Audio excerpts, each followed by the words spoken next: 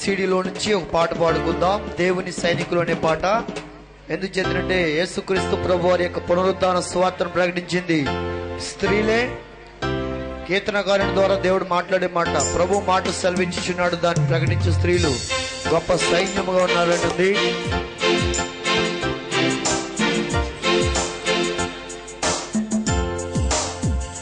హల్లెలూయా. దేవుని సైనికులం, యుద్ధ వీరుని సైనికులం,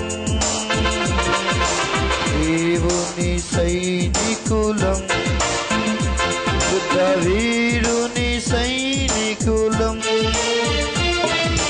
పరిశుద్ధ వీరులము, పరలోక పౌరులము, పరిశుద్ధ వీరులము, పరలోక పౌరులము.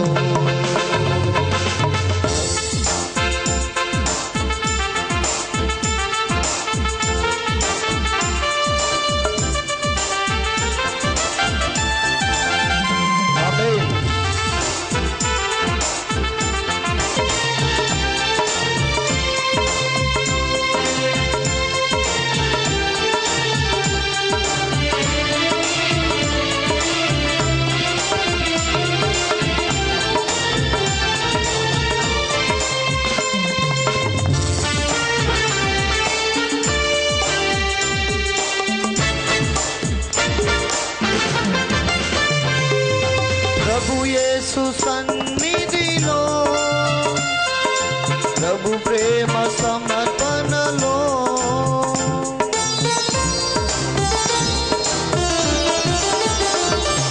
ప్రభు యేసు సన్నిధిలో, ప్రభు ప్రేమ సమర్పణలో, ప్రభు మహిమను పొందగా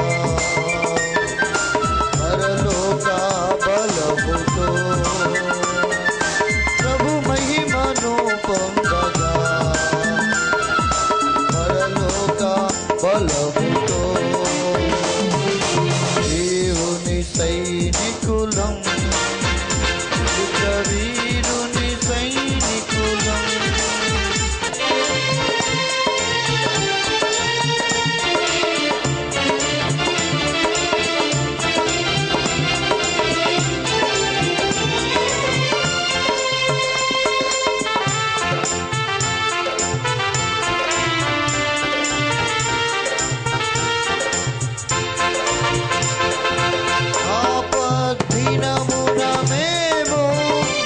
అపవాది క్రియలను లయపరచి,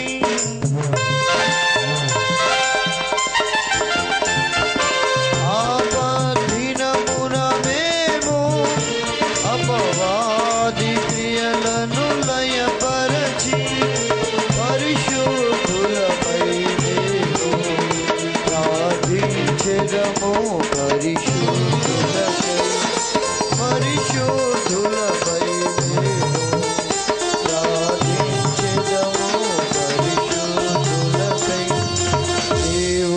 సైనికులం, యుద్ధ వీరుని సైనికులం, దేవుని సైనికులం, యుద్ధ వీరుని సైనికులం, పరిశుద్ధ వీరులము, పరలోక పౌరులము, పరిశుద్ధ వీరులము, పరలోక పౌరులము. హల్లెలూయా. ప్రార్థన మోహనుతుడా, మహాగరుడా, పరిశుద్ధులని శ్రేష్ఠ నామమున కొందనాలు. ఈ రోజు నీ మందిరంలో కూడి నీ నామను స్తుతిస్తున్న మమ్మల్ని దర్శించండి, దీవించండి. నీ వాక్కులు వెల్లడిగుడు తోడున వెలుగు కలుగును, తెలివి లేని వారికి తెలివినిచ్చేది.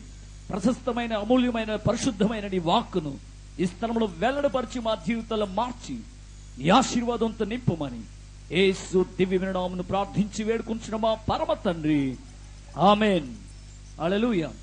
మంచిది. దేవుని వాక్య గ్రంథంలో ద్వితీయోపదేశకాండం 30 మనం చదువుకున్నాం. మరియు నీ దేవుడైన యెహోవా నీ చేతి పనులన్నిటి విషయంలోనూ, నీ గర్భఫల విషయంలోనూ, నీ పశువుల విషయంలోనూ, నీ భూమి పంట విషయంలోనూ నీకు మేలు కలుగునట్లు నిన్ను వర్ధిల్ల చేయును. తపలు కొడుతూ దేవుని మాయపడుతూ హల్లెలూయా.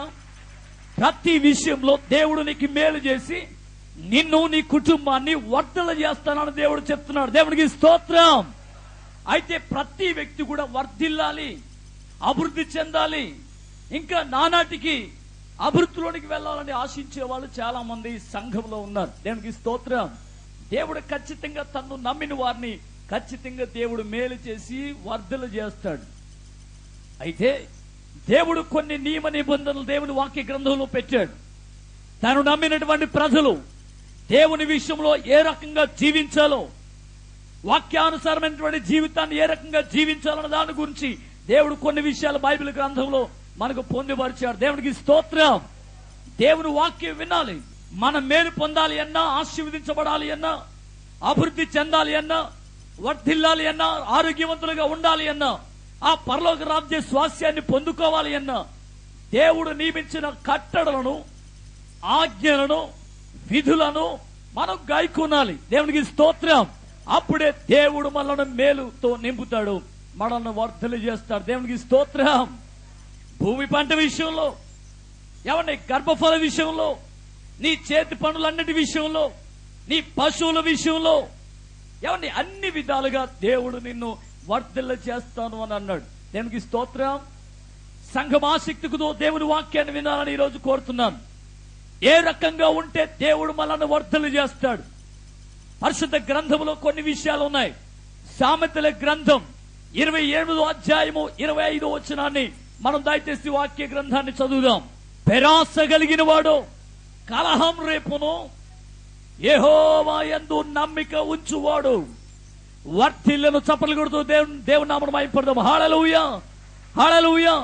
జాగ్రత్తగా వినండి. యెహోవా యందు నమ్మిక నీవు ఉంటే దేవుడు నిన్ను, నీ కుటుంబాన్ని వర్ధిల్ల చేస్తాడని పరిశుద్ధ గ్రంథం తెలియజేస్తోంది. దేవుడికి స్తోత్రం.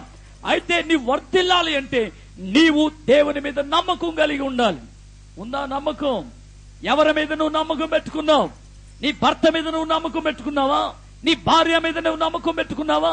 నీ పిల్లల మీద నువ్వు నమ్మకం పెట్టుకున్నావా? నీకున్న ఆస్తి మీద నువ్వు నమ్మకం పెట్టుకున్నావా? నువ్వు పూజించుతున్న వాటి మీద నువ్వు నమ్మకం పెట్టుకుంటున్నావా? ఎవరి మీద, లోకస్తుల మీద, బంధువుల మీద, అధికారుల మీద నువ్వు నమ్మకం పెట్టుకుంటున్నావేమో. దేవుడు ఈ రోజు నీతో మాట్లాడుతున్నాడు. నీవు దేవుని మీద నమ్మకం కలిగిన వ్యక్తిగా ఉంటే దేవుడు నిన్ను, నీ కుటుంబాన్ని, యావదాస్తిని వర్ధిల్ల చేస్తానంటున్నాడు. దేవునికి స్తోత్రం. హల్లెలూయా. అయితే నమ్మకం కలిగి ఉండాలి. నమ్ముట నీ వల్లైతే నమ్మువాడికి సమస్తము సాధ్యమని యేసు ప్రభువు వారు ఆ రోజున ఒక చాంద్ర రోగం పట్టినటువంటి మూగ దెయ్యం పట్టినటువంటి వాని తండ్రితో చెప్తున్నాడు. అప్పుడు ఆ తండ్రి అన్నాడు, అయ్యా అపనమ్మకం కలుగుకున్నట్లు నాకు సహాయం చేయమని అన్నాడు. దేవుడికి స్తోత్రం. హల్లెలూయా. మరియా నమ్మితే దేవుని మహిమను చూస్తావన్నప్పుడు ఆ మరియా నమ్ముతున్నాను ప్రభు అంది. వెంటనే లాజరు సమాధిలోండి బయటకు రా అన్నాడు. చనిపోయి ప్రేత వస్త్రాలతో కట్టబడినటువంటి లాజరు, సమాధిలో ఉన్నటువంటి లాజరు, 4వ దినాన్న కుళ్ళి వాసన కొడుతున్నటువంటి లాజరు, ఆ మాట వెళ్లి ఆ చనిపోయినటువంటి లాజరును బయటకు రప్పించింది. దేవునికి స్తోత్రం. అతడి శక్తి కలిగింది దేవుని మాట. కాబట్టి ఇక్కడ నమ్మకం ఉన్నందువలనే దేవుడు చనిపోయినటువంటి వ్యక్తిని బ్రతికించినట్లుగా వాక్యాన్ని చూడగలం. దేవునికి స్తోత్రం. అందుకని యోహాను 11వ అధ్యాయంలో మాట రాయబడింది. మంచిదే. ఇప్పుడు మనకేం కావాలి? నమ్మకం కావాలి. ఎవరి మీద నమ్మకం ఉంచాలి? యెహోవా యందు నమ్మకం ఉంచాలి. అందుకని కీర్తన గ్రంథం 125వ అధ్యాయంలో మనం చదువుతున్నటువంటి మాట, యెహోవా యందు నమ్మకం ఉంచువాడు కదలక నిత్యము నిలిచి సియోను కొండవలే ఉంటాడు. హల్లెలూయా, హల్లెలూయా. దేవునికి స్తోత్రం. హల్లెలూయా. మంచిది. ఇప్పుడు అక్కడ కూడా ఈ వాక్యాన్ని 2 మాటలు మనం ధ్యానం చేసుకున్నాం. 3 మాటలు. దేవునికి స్తోత్రం. ఇప్పుడు దేవుని మీద నమ్మకం పెట్టాలి. అయితే ఎవరిని నమ్మి నువ్వు చనిపోతున్నావు, నువ్వు మోసపోతున్నావు అనే దాని గురించి ఈ రోజు జ్ఞాపకం చేసుకోవాలి. హల్లెలూయా. రాళ్లను, రప్పలను, చెట్లను, మొక్కలను, చెరువులను, గట్లను నమ్మి మోసపోయి కిరికి వారి ధనాన్ని వ్యయపరుచుకుని, వారి సమయాన్ని వ్యయపరుచుకుని ఎంతో మంది సహాయం దొరక్క ఇప్పుడు కన్నీరు కార్చి ఏడ్చే వాళ్ళు చాలా మంది ఉన్నారు. దేవునికి స్తోత్రం. హల్లెలూయా. నమ్ముచూ ఉన్నావు. దేనిని నమ్మి నువ్వు మోసపోతున్నావు? ఈ విషయాన్ని మనం బాగా గమనించాలి. ఇప్పుడు నీవు నమ్మవలసింది, నమ్మకం కలిగిన వాడు, నమ్మదగిన వాడైన దేవుణ్ణి నమ్మాలి. దేవుడికి స్తోత్రం. హల్లెలూయా. ఇప్పటి వరకు మోసపోయేమో, చూస్తున్నా నీతో దేవుడు మాట్లాడుతున్నాడు, వింటున్నా నీతో దేవుడు మాట్లాడుతున్నాడు.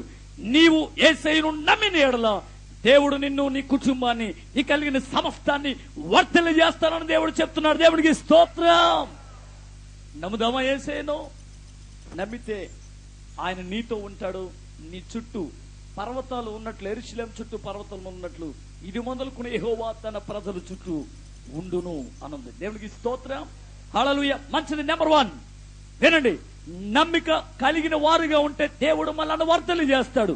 నెక్స్ట్ నెంబర్ 2, దేవుని పరిశుద్ధ గ్రంథం నుంచి కీర్తన గ్రంథం 72వ అధ్యాయము 7వ వచనాన్ని మనం ధ్యానం చేద్దాం. కీర్తన గ్రంథం 72వ అధ్యాయము 7వ వచనాన్ని.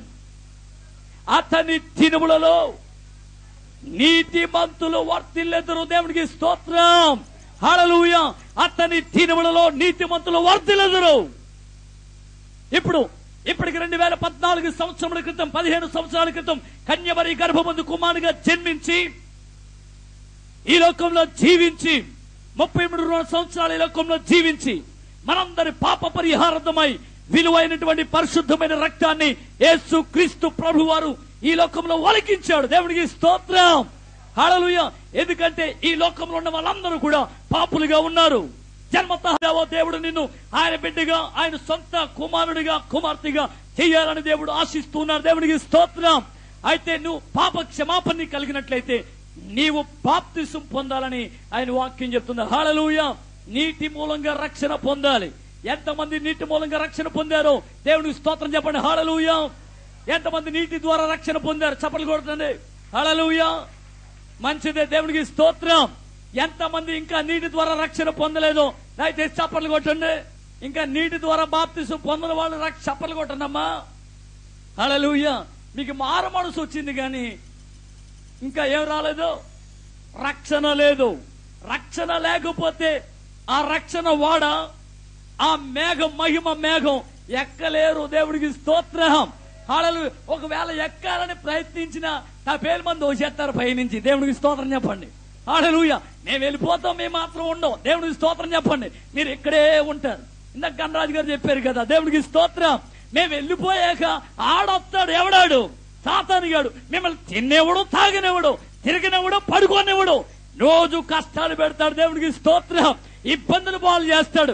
ఏది దొరకనివాడు. సంతృప్తిగా పూజించడానికి ఉండదు, విశ్రాంతితో నిద్రపోవడానికి ఉండదు, తాగడానికి ఉండదు, తినడానికి ఉండదు, కూర్చోవడానికి ఉండదు, నుంచోవడానికి ఉండదు. ఏది కావాలో మీరే తెలుసుకోండి. దేవుడికి స్తోత్రం. హల్లెలూయా. మేమంతా యేసుక్రీస్తు నమ్ముకున్నాం. ఏమండి? బాప్తిసం పొందుకున్నాం, పాపాన్ని ఒప్పుకున్నాం, బాప్తిసం పొందుకున్నాం. యేసయ్య సంఘములో నాటబడిన వారిగా ఉన్నాం. చప్పట్లు కొడుతూ దేవుని నామమును మహిమపడదాం. హల్లెలూయా. హల్లెలూయా. మీరు యేసయ్య మందిరంలో నాటబడతారా, నాటబడరా? చెప్పండి. హల్లెలూయా. పాపాన్ని ఒప్పుకున్నా బాగానే ఉంది. వెంటనే బాప్తిసం పొందేసుకో. రేపు మంది కాదు, ఏది ఎప్పుడు ఏం జరుగుతుందో మనకు తెలీదు.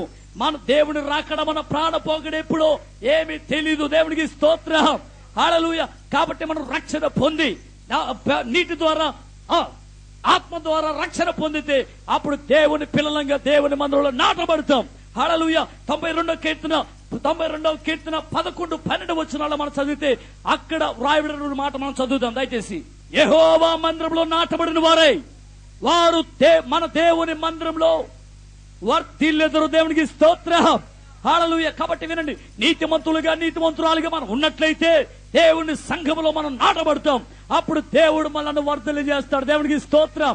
నీతిమంతులు ఖర్జూర వృక్షం వలె మువ్వ వేయుదురు. అక్కడితో ఆగిపోరు. హల్లెలూయా. ఆగిపోరు.